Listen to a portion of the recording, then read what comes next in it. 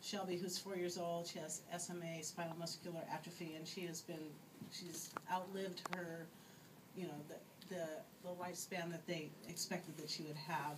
And so her kind of failing health affects all of these children, teens, because the idea that someone might only have 4 years on Earth, it's like, then why was she here to start with? And so this is something that informs all three of the characters in this book. Shame. Some secrets should never be admitted outside a confessional. Should be written on scraps of paper, shredded, burned, their ashes allowed to lift upon the wind toward heaven. Whispered apologies to the only one capable of forgiveness. Other secrets should be shouted long before they ever are, should be sung, solos in front of the choir, given voice and melody, arias, swelling to fill the dead, empty space around deception with the unbearable lightness of truth.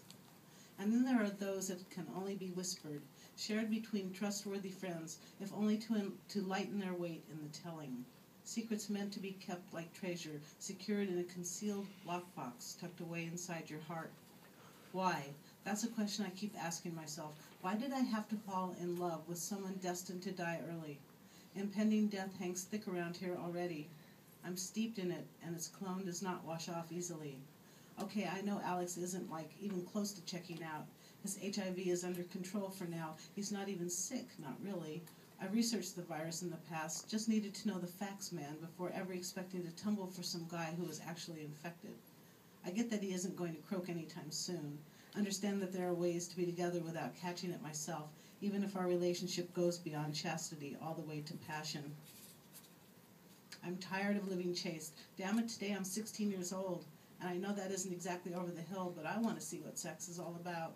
Most of me wants to find out with Alex, but the little piece that's afraid is completely paranoid, the kind of paranoid love struggles to conquer. I've smoked weed with him, held his hand, and I've kissed him, full on making out, so much better than anything I expected or could have invented in my warped imagination. But when I get home, I take massive doses of vitamin C and zinc. Stupid, I know, like airborne could ward off HIV. Still, it's a start. Anyway, I don't have a choice, though I haven't admitted it to him yet. Right, wrong, dangerous or harmless, I'm totally in love and lust with Alex. Later, we're going out to celebrate my birthday. Not like anyone here at home is planning a party. I mean, what a surprise it would be if one of my parents actually acknowledged the occasion. As usual, Dad was out the door before I even got up this morning. And when I sat across from Mom drinking coffee as she read the newspaper, complete with the date and everything, she barely looked up. Hey, Mom, I said, any plans for that day? But she just kept skimming the pages. Nope, nothing special. How about you? Articulated it like she actually gave half a damn. Having dinner at La Strada with my friend Alex. It's one of the fanciest restaurants in Reno. A date restaurant. But all she said was, that's nice. Wherever her head was at, it certainly was not thinking back to the day she had me. I've heard it was a tough labor. Maybe she'd rather not retrograde to the delivery room. I gave up, went and called Lucas, who is an asshole, but his brother scores some awesome weed. He picked me up, and we're on our way to get Chad, who is almost as big as an asshole as Lucas. But beggars of weed, that is, can't choose the company their suppliers keep. Where does Clay get this stuff? I try not to exhale too much smoke around my words. Lucas shrugs. Some guy he knows has a Humboldt connection. Clay buys it, I borrow it, hope he never catches me. Oh, shit. Clay is huge. If I were Lucas, I'd be wary about borrowing anything from him. We pull into the driveway of a cute little house with perfect paint and a pretty yard. Chad lives here? The house so misrepresents him. Are his parents clean freaks or what? Lucas laughs. Don't know about that, but his mom is like, hot. Not that you'd care. And I think she's divorced, so last time I was here, some creepy guy was hanging all over her. Guess he's moving in. Chad's not happy about that at all. Lucas beeps and Chad comes slinking out the door, a lizard on 2 legs. Behind him is his mom, a tall, skinny redhead with impossible breasts. Plastic. Even if I were straight, I wouldn't find her hot. But the dude grabbing her from behind obviously does. Wait, shit, I think that's Harley's dad. That's his cousin, Harley. I haven't seen him in a really long time, but yeah, pretty sure it's him. Chad ignores both of them, though I can see his mom saying something to him. He waves her off. Then he notices me, and if scowls could kill, I'd be a corpse. He settles into the back seat. Gets straight to the point. Why you hang with fags, dude? Lucas's face goes red, but he keeps quiet, so I answer, as friends go, fags are totally non-threatening. Unless you happen to be questioning your own sexuality. Are you worried, Chad? That was a lot more fun than admitting Lucas is not really my friend and only consorts with me because of the money I give him for weed that he steals from his brother. Chad sputters a denial, and that's all good. Just wanted to make him squirm. You can take me home, I tell Lucas. Let the boys play without me. Who needs them? I got my weed, and it's my birthday, and in just a few hours when I see Alex, this upside-down place I find myself in will right itself. I mean, I'm the queer here, so why do I feel like I'm the only normal one in this piece of crap stinking car? But I want to score again sometimes, so I don't say that, nor do I say that the reason gay guys prefer girls for friends is because they're not hung up on dick size. Well, not personal dick size, anyway. When we park in front of my house, Chad draws a needle-sharp breath, and I take sick satisfaction in his obvious envy. Of course, he doesn't know that all the money in the world couldn't fill this big old house, this beautiful big old house with happiness. That the expensive furniture and art were bought with loneliness. Mom's, mine, can't say for sure Shelby is lonely. Maybe she's content adrift in bed, Barney and Dora and the Playhouse Disney gang for company. Maybe she is in fact happy. But Mom wears sadness like skin, tight and irreversible. Dad, I say he was born pissed, but if I dig way deep into memory, I can see him playing with me, laughing with Mom. Now all he wants is to be away from the home he worked so hard to pay for. I slip through the front door, no balloons, no presents, no party, no surprise, only silence. Happy birthday to me. Now we have Harley. I can't believe almost a month of summer is gone already. 4th of July is in just a few days. Fireworks. Mom doesn't know it yet, but we're going to catch them with Dad and Cassie. And Chad, at least I hope he'll come too. I'm going to wear my new blue short shorts and red and white striped tank top.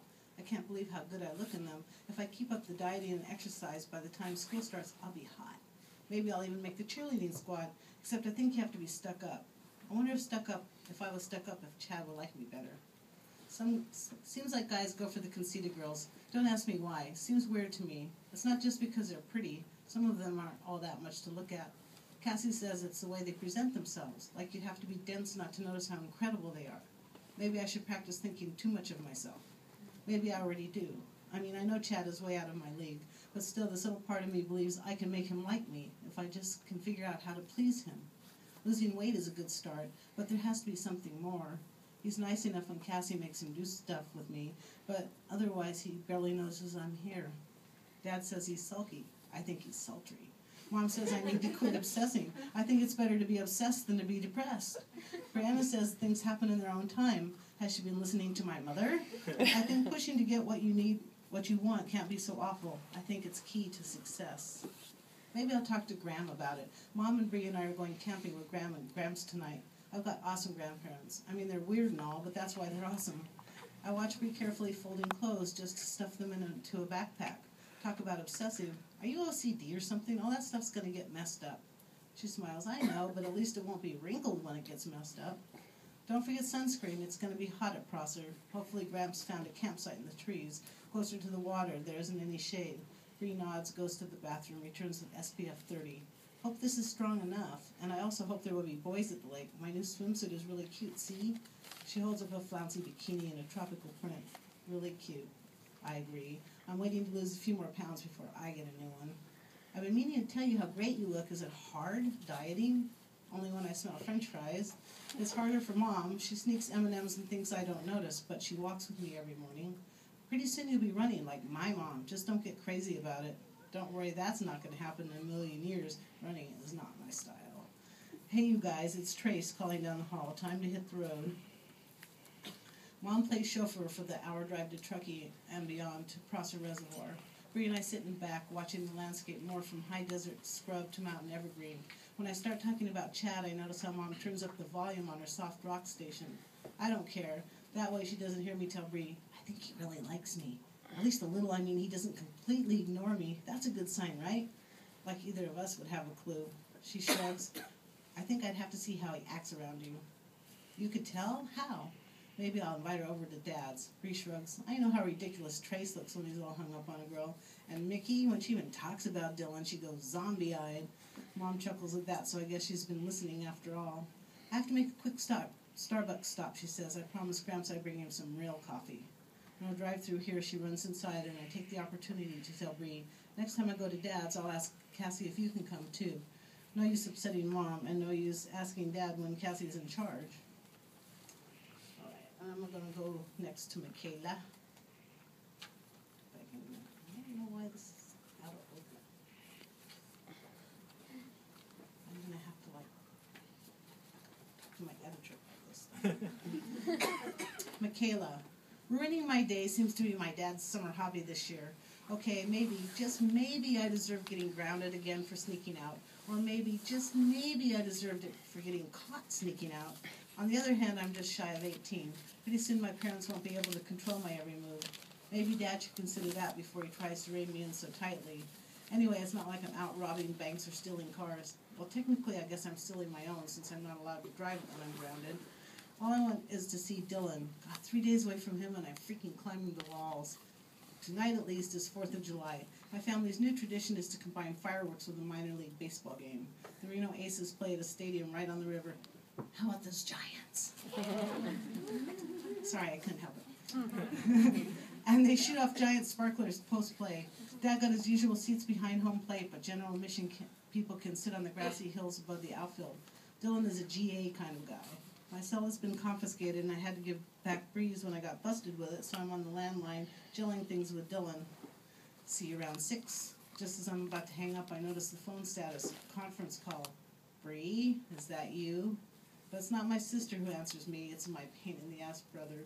Nope, not Bree. Oh, shit. Trace's interference has caused me to get busted more than once, and now I can hear him call down the stairs toward the family room. Hey, Dad, did you know Dylan is coming to the game with us? That brat needs to die. Now what do I do? The best defense is a solid offense, right? The plan was not for Dylan to come to the game with us, as my brother knows. But maybe if I say it was, it will defuse what just might be an ugly situation. One day soon, Trey will be very, very sorry. I plaster on my most innocent, contrite face and go see what I can do. Dad catches me coming down the stairs. What's this about Dylan? He is most definitely not coming with us to the game tonight. What would make you think he was? I want you and Mom to get to know him. I thought it would be a good way to do that. Maybe then you wouldn't be so suspicious of him or of us. We love each other, Dad.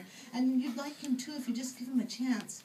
If I didn't care about trying to make this work, I might have to smile at the way anger creeps red all the way up my dad's neck, igniting his face.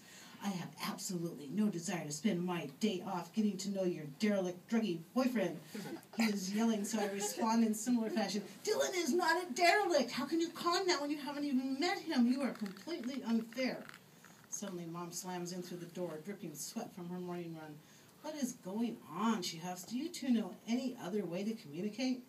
Lay it up. Dad says Dylan can't come to the game with us tonight.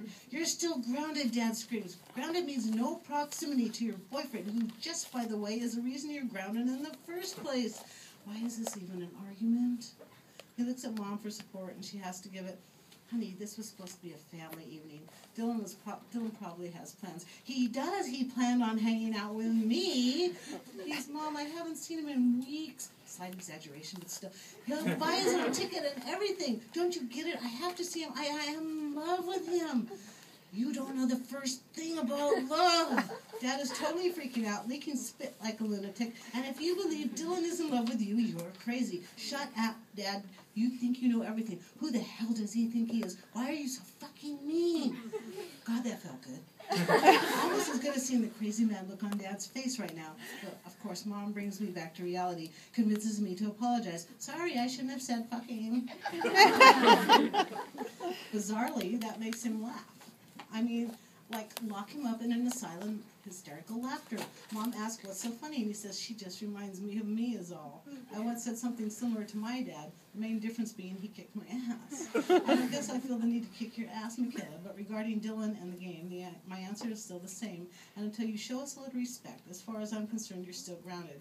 God, he pisses me off. I want to say more, but he turns on one heel and leaves the room. Mom tries to soothe my raw-edged nerves by telling me she'll see what she can do about ungrounding me.